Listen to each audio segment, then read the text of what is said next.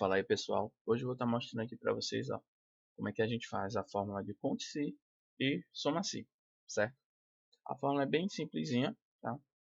Eu vou vir aqui, tô usando essa base de dados aqui, ó, tá? Bem simplesinha, onde tem vendedor, produto, quantidade e valor total, aonde no conte-se a gente conta uma determinada palavra, um determinado valor dentro, tá certo, de um intervalo. Então vamos lá, igual conte.se. Então uma sintaxe bem simples, só tem dois argumentos aqui. Primeiro, o intervalo onde eu vou contar, tá certo? O determinado valor. Ou seja, nesse intervalo aqui de vendedor, certo? Ponto, vírgula, eu quero contar o nome de Pedro. E aperto Enter. Ele já vai me mostrar aqui quantos nomes de Pedro tem aqui. Quantas repetições tem do nome de Pedro, certo? Uma dica é que quando você for selecionar, você não precisa clicar, arrasta daqui para cá, certo? Você faz referência a toda a coluna, clicando aqui na letra A. E aí, ó, preenchimentos futuro já vão ser contabilizados. A mesma coisa é se eu remover também, ele diminui. A mesma coisa eu vou fazer aqui, ó, igual conte.se. O intervalo é o mesmo, né? Coluna A, ponto, vírgula, e o critério, que agora dentro desse intervalo eu vou contar o João. Certo? Se eu vir aqui colocar João, automaticamente ele já vai contabilizar aqui para mim.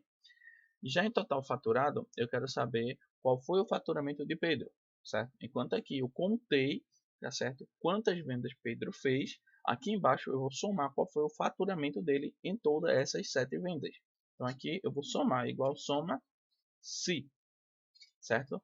A sintaxe dela é muito parecida com a conte-se, só muda que, diferente da conte-se, que só tem 2 argumentos, esse aqui tem 3, que é o intervalo do que eu vou somar. O intervalo continua sendo o mesmo.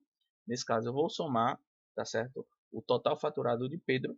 Então, eu preciso selecionar a lista, no caso, o local onde tem todos os argumentos, onde tem todo o critério.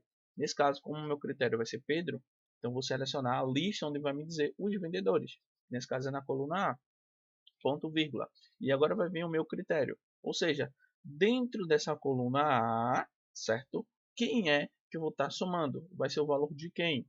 Nesse caso aqui vai ser de Pedro. Ponto, vírgula. E agora vem a próxima coisa que é um intervalo de soma. Beleza, já selecionei aí o meu intervalo, onde tem todos os critérios. Qual é o critério que eu vou somar, que nesse caso agora é Pedro. E o que é que eu vou estar somando, quais são os valores. Eu poderia estar somando aqui, por exemplo, a quantidade, para saber quantos produtos Pedro vendeu. Porém, eu quero somar o faturamento, que nesse caso aqui está na coluna D. Fiz isso e eu aperto Enter. Ou seja, Pedro faturou com essas 7 vendas R$ 99. João vai ser a mesma coisa, igual, soma-se. O intervalo é o mesmo, certo? Porque é a lista onde tem os vendedores. Vou clicar aqui na coluna A, ponto, vírgula. O meu critério continua sendo o mesmo, que nesse caso vai ser João, tá? É o mesmo, no caso vai ser o mesmo nome do vendedor. Caso eu quisesse saber o faturamento do pão, eu teria que selecionar a palavra pão e eu também teria que mudar o intervalo. O intervalo já não seria mais coluna A, seria coluna B. Agora eu vou colocar ponto e vírgula mais uma vez e o intervalo de soma, como eu quero saber o faturamento e não a quantidade vendida, vai ser esse aqui. Selecionei a coluna que tem todo o faturamento e eu aperto Enter. Pronto. Ou seja, com 7 vendas, Pedro conseguiu lucrar R$ 99, enquanto João, com 7 vendas, conseguiu faturar R$ 123. Certo?